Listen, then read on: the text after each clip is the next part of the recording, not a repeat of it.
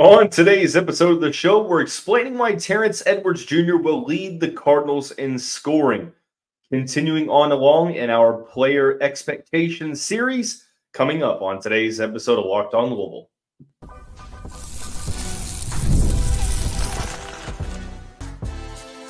You are Locked On Louisville, your daily podcast on the Louisville Cardinals. Part of the Locked On Podcast Network, your team every day. Hey, what's going on, everyone? Happy Tuesday. Welcome into another episode of the Locked On Louisville podcast. I'm your host, Dalton Pence. Today's episode brought to you by LinkedIn Jobs. These days, every new potential hire can feel like a high-stakes wager for your small business. That's why LinkedIn Jobs helps find the right people for your team faster and for free. Post your job for free at linkedin.com/lockedoncollege. Terms and conditions apply. And as always, I want to personally thank you all for making us your first listen of the day. Just a reminder, the Locked On Louisville podcast is free on all streaming services 5 days a week. Your team every day. Continuing on along the second installment of our four-part player expectations series, where we dive in and identify what the expectations are for each of the men's basketball players ahead of next season. We'll discuss why Terrence Edwards will lead the team in scoring, how Noah Waterman is a unique talent, and discussing Frank Anselem's experience off the bench. We begin by discussing arguably the Cardinals' best player for next season. Now, for a reminder, how these segments are being conducted is we'll talk about what the expectations are. We will define what the role could likely be, what they're going to be relied upon to do, and which former Cardinal do they resemble the most. The first installment was published over a week ago, and thankfully we've had some more topics to discuss. I mean, we're sort of in a lull with content. Not a lot is going on, but thankfully there have been some football commitments. There's been some basketball news, so you might have missed the first one. The first installment was with Chucky Hepburn, Rain Smith, and Abubakar Traore. This episode will begin with Terrence Edwards, who a lot of people have coined as Louisville's best player, and for good reason. The Sun Belt Player of the Year averaged 17 points per game, 4.4 rebounds, 3.4 assists for the James Madison Dukes, who were a Cinderella team this past tournament. He had 14 points, 5 rebounds in a first-round win over the 5th-seeded Wisconsin Badgers. They lost to Duke, but he had 13 points and 3 rebounds for James Madison. Shot the ball 43% from the field, 34% on just around 4 attempts per game, a career-high 81% from the charity stripe on a career-high 5.7 attempts per game. So, Edwards, it's pretty challenging to really discuss who could be the leading scorer for this team because there are multiple players that I think fit that discussion. Kason Pryor, Chucky Hepburn, Corin Johnson, maybe even a guy that we're going to talk about in Noah Waterman. But I think that Edwards is best suited to be the Cardinals' number one option, whether he plays the 2 or the 3. I don't really think it matters. He's going to have the ball in his hands a good amount, whether he's putting it on the floor and getting to the basket or scoring in all 3 levels. That's one thing we saw at James Madison is that about half of his offense came from around the rim, 46%. He shot about 50% around the rim, which, considering how many shots he took, not terrible numbers. You wish those numbers would be a little bit better, but he pretty much had to be the guy for James Madison, and most of his offense was around the rim. But countless times he showed that he was a 3-level potential scorer where he could shoot the 3 ball, 34% on about 4 attempts. Respectable. You'd like to have him get back to the number he was at the previous year, even if it was on about 1 attempt less per game. He shot over 40%, I think 45.8 on 2.3 attempts per game. So you want to see that efficiency come back even with more volume shooting. But I think he showed that he can score from anywhere inside of the half court. One thing I found interesting was he was best on the perimeter when he was shooting the three-pointer above the right or above the break on the right side. A refresher, above the break is the spot in between the top of the key and the corner, sort of in that elbow spot, but obviously from behind the arc. 36% in those situations. I think overall he has the skill set that Louisville is going to be able to utilize to be the #1 scoring option. 82nd percent.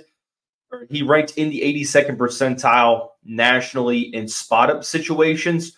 He doesn't have to have the ball in his hands to make an impact, but he also doesn't have to be the lead ball handler. He can be a true wing that he is. I mean, he's 6'6", 190 pounds.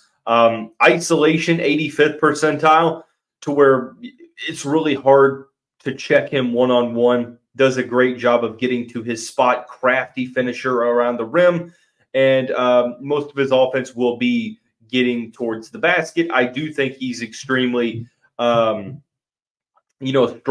for his size, and he's crafty enough to, I think, defeat more versatile, more athletic defenders. So another thing to focus on, willing passer, 21% assist rate. Like I said, the numbers don't really show it, but 3.4 assists for his role. Operated a lot as the primary pick-and-roll ball handler. I'm not necessarily so sure that that is going to be the case for Louisville, but he will have the ball in his hands a decent amount.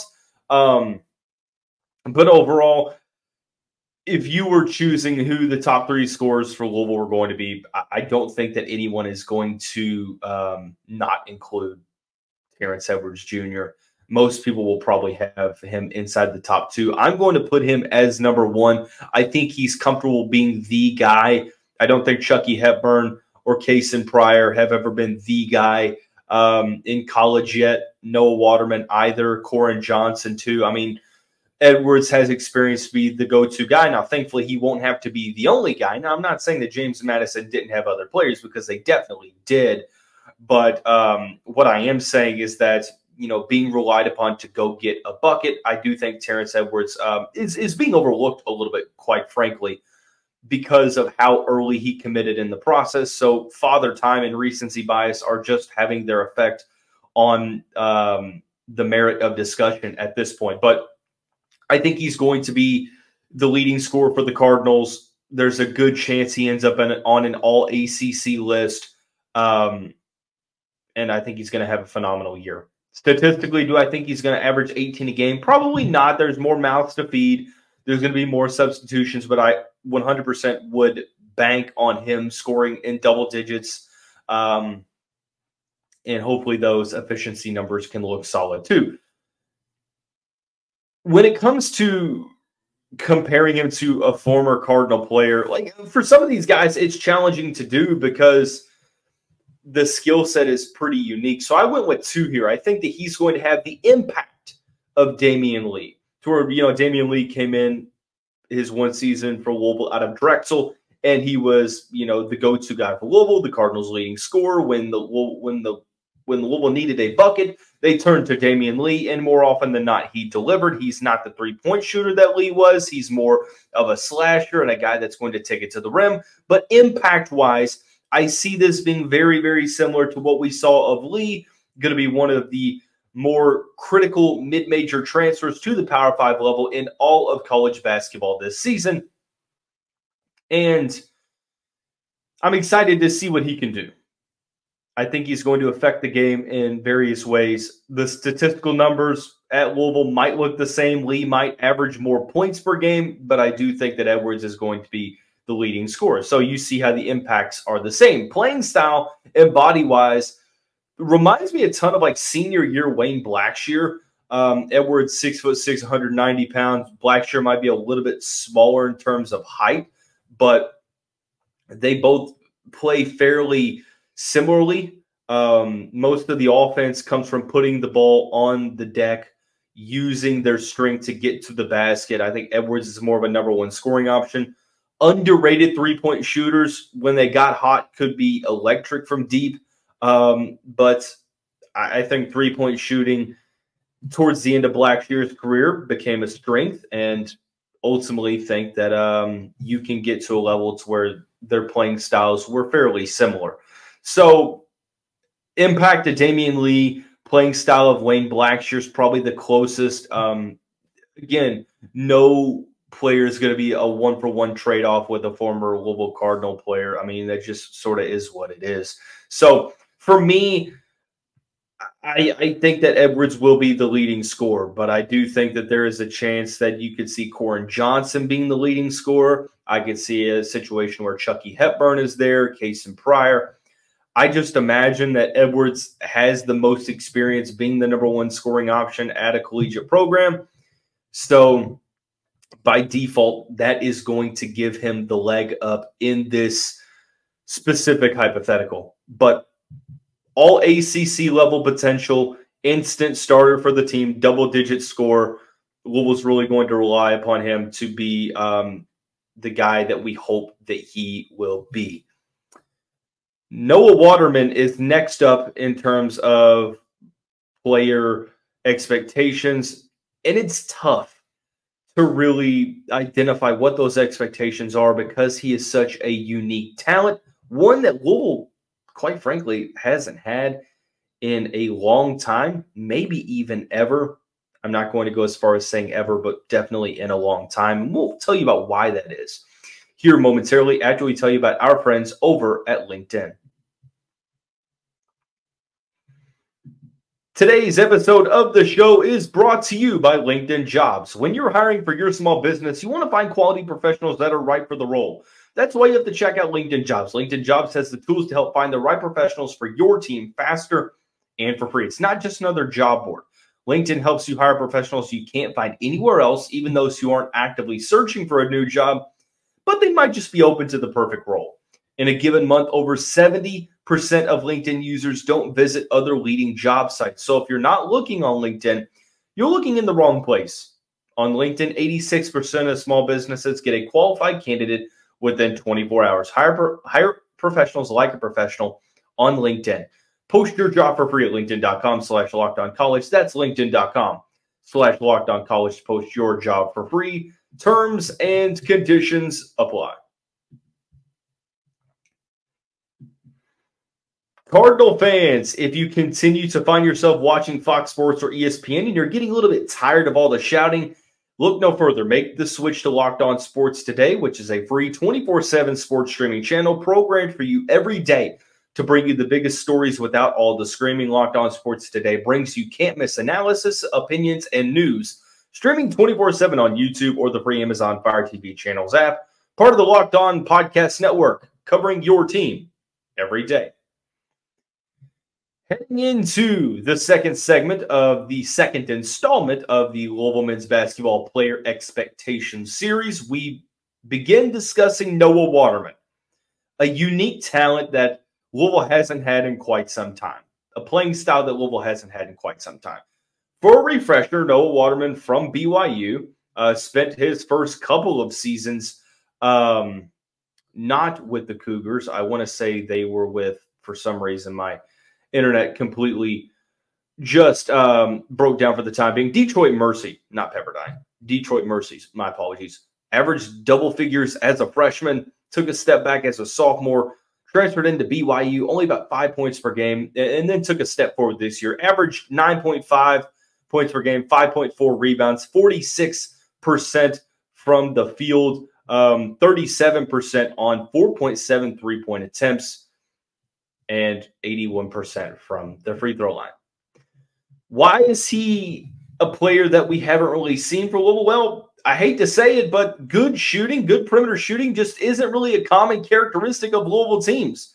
Like, Louisville is a very gritty, take it to the basket, play well in transition, great defense turns into great offense. You have capable three-point shooters, like Louisville's had their abundance of good three-point shooters, but I'm trying to remember the last time where I can think that, yeah, this Louisville team is a good three-point shooting team. Maybe 2019, 2020, but even then they were so streaky, especially in ACC play. But nonetheless, back to Noah Waterman. Waterman players of his skill set don't really grow on trees. 6'9", 6'10", 6'11", as he's listed, anywhere in that range, while shooting 37% on 5 3-point attempts per game. Those are incredible numbers. Like, when I looked at the efficiency numbers here, they're off the charts. Like, let me break down to you the offensive efficiency numbers. 28% of his offensive shots came at the rim. He shot 66% in the paint. Very, very good numbers, right? For a guy who's not necessarily a true, like, low post threat, but he's serviceable in that area. 66% is very, very good. 69% of his offense came from 4 different spots on the court, all from behind the arc, both of the corners and both from the spots above the break. In all of the spots, and all 4 of those spots, he shot at least 30%. Again, we're talking about very, very good shooting numbers here. 5 attempts per game from behind the arc is, I don't think people understand how impressive that is. 36% above the break from the left side. 41% above the break from the right side. Combined for 40% of his total shots from above the break. A little bit less in the corner, only 29%, but 44% from the left corner, 30% from the right. Very, very good numbers. It's not just like he was great in catch and shoot, which he was, 83rd percentile, 70th spot up, but there were instances to where he put on display his ability to create his own offense, to dribble into the shot, to, yes, be able to catch and shoot, but also to be able to dribble into the shot. The handles are really good for a player of his size. And I would even go as far to say he's underrated in his ability to take it to the rim. Now, he's not going to be a guy that can initiate offense every single time down the court, but his skill set doesn't really match his frame. 6'11" guys shouldn't be doing what Noah Waterman's doing. He moves so well that he ranks in the 88th percentile in transition offense. He just gets out in front of the opposing defense, can handle the ball in transition, runs the floor really well. That's why it's tough to determine, number one, what the expectation is, and number two, who the former Louisville Cardinal is that he reminds me of. Expectation-wise, I think he's going to be a starter. I think he's going to start in the front court alongside Cason Pryor and Javon Hadley and be sort of Louisville's go-to shooter in the starting lineup. Most of his offense will be from stretching the court, being involved in pick-and-roll situations, pick and pop more likely. But I think that it's a situation where he could average around 10 points per game because he's going to be able to get a lot of shots off, because Terrence Edwards is going to take it to the rim. Chucky Hepburn's going to do the same thing. Javon Hadley's going to do the same thing. There's a fairly solid chance that Waterman will be the Cardinals' second-best shooter behind Rain Smith. So you're looking at Waterman to be a mismatch in the front court, which I believe he's going to be. Defensively, probably serviceable is what you're looking for. He's not going to be a lockdown defender, but he's a high-effort guy. He talks a lot of trash. Thank the Lord. We need some guys on this team that have some swagger and that talk some trash. Waterman's three-point shooting ability will grant him some open shots, and I think he's going to be able to help unlock Louisville's offensive potential. So, expectation is that he starts. And I think worst case scenario, if he doesn't start, he's a 6-man off the bench, because maybe there is a situation where both Koran Johnson and Javon Hadley both start, and Waterman is coming off the bench. But nonetheless, I think he's going to play upwards of 20 minutes per game. You're looking for him and expecting him to shoot over 35% on fairly similar numbers, be efficient around the rim, and rebound well as well. He's going to have to rebound well because you don't have that true traditional post player in the starting lineup. Who does he remind me of? This one was the most challenging player comparison to date. And even then, I don't really feel comfortable saying that this is like a one-for-one trade-off. I went with Malik Williams. Now, let me sort of justify my case here. They are not the same player. Malik Williams, a better defender. Noah Waterman, a better shooter. Williams was more of a post player on offense, but I would say like post-career, or not post-career, like post-injury, late career Malik Williams, where he shot a lot of threes, became more of a perimeter threat. I think that that's the type of player that Waterman more so resembles. Like, he's not Jordan Nwora. He's like a mixture between Malik Williams and the type of player that you were thinking Matt Cross or Quinn Slazinski was going to be, despite those guys being a little bit smaller than Waterman. So you sort of just have to find the resemblances in a couple of different skill sets. So it's not going to be a one-for-one trade-off, but I do think that they are similar in that regard. But Waterman, I'm extremely excited to see what we are going to get from him on the court. Speaking of the front court, Frank Anselem was the most recent and possibly final addition to the Louisville men's basketball team. I think his role is going to be very situationally based, but I think that there are going to be some moments this year to where he is going to make some things happen, sort of like a former Cardinal from not too long ago. Before we get into that, I want to tell you about our friends over at FanDuel. Today's episode is brought to you by FanDuel. Summertime means baseball, the NBA Finals, and more, and you can bet it all on FanDuel. Right now, new customers get $200 in bonus bets with any winning $5 bet. That's $200 you can use to bet on everything from the Finals MVP to who's going to hit one out of the park. If you visit FanDuel.com/lockedon and add a big win to your summer bucket list, you can kick the summer off in the right direction. Go to FanDuel.com to look at all of the odds. Kyrie Irving has not done me any favors in the boosts. I've had him to score over 20 points in the first two games. He has not done so, and I would definitely be adjusting accordingly for Game 3. You can do the same on FanDuel.com. FanDuel is America's #1 sportsbook.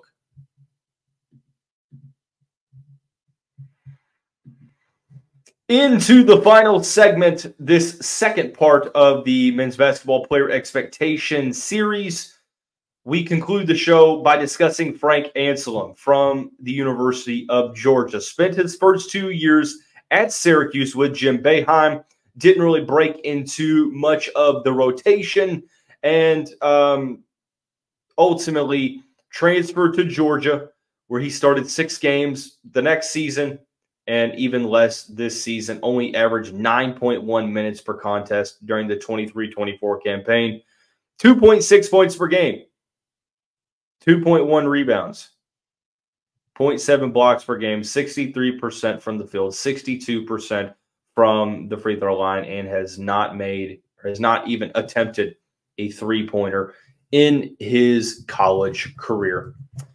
I've been very adamant that I feel that Anselem is going to play a rotational role for the Cardinals. I don't anticipate him being he's going to play a situational role. I don't think he's going to be a regular in the rotation, especially if James Scott is able to take that next step forward, which fans are hoping that he's able to do. But I think he's going to be able to play that Okoye-Agal role. That's my comparison for Anselem. Obviously, Okoye started his career at Louisville, spent 2 seasons before going to Georgetown and then SMU. I feel like he went to Creighton, if I'm not mistaken, at some point. But ultimately went to Georgetown, went to SMU, and then finally ended his career at Louisville. His final season played in 19 games, averaged 5.7 minutes. 1.6 points per game to go along with 2 rebounds per contest. I think that this is a situation to where the roles are very similar. Now, Anselem is a better rim protector, 7.9% block rate this past year, 9.7 offensive rebound rate, 74th percentile in putbacks, and 61% around the rim, which 92% of his shot attempts this season came from inside the paint. So what I'm saying is that Anselem will be a high-effort, high energy, situational player off the bench that could see more playing time with foul trouble or injuries, or just to give guys breathers. Now, this is a system that is going to be really quick. Pace of play is off the charts. So substituting is going to mean a lot. Maybe he plays more in this type of offense than he would a traditional, more half-court style offense. But there's more substituting than what you are going to be accustomed to. So it's just hard for me to envision a situation in which he is, averaging over 15 minutes per game. I think that because here's the thing, you look at the front court, you've got Noah Waterman, you've got Kason Pryor, you've got Kenai Ruths, you have Javon Hadley, you have Abubakar Traore, and James Scott. And if Scott ends up being, as good as we hope he's going to be, and he takes that next step forward, then he's going to get a lot of those backup minutes. And even if he ends up starting at the end of the day, well, then Noah Waterman or Kason Pryor will be a rotational guy, which I don't think Pryor is going to be, but Waterman could be maybe. But Kenai Ruths is another player. So it really just depends. I know injuries happen, guys get winded, so on and so forth. But for me in this situation, it's hard for me to foresee anything else. I think he will play some sporadic minutes, but I think that there are going to be situations, and he showed against Ohio State that he can compete against, he can compete against decent competition, 10-10 against Ohio State, who is playing very, very well. And maybe he plays garbage time minutes against mid-major opponents in blowout victories or situations of that nature. I'm not saying that he's a bad player. I'm just saying that there is a log jam in the front court, and I don't necessarily think that there are that many minutes available for him, but I do think he's going to have some key moments like Okoye Gao did in that 2018-19 season under Chris Mack in his first season. So that's going to wrap up the player expectation discussion and previews.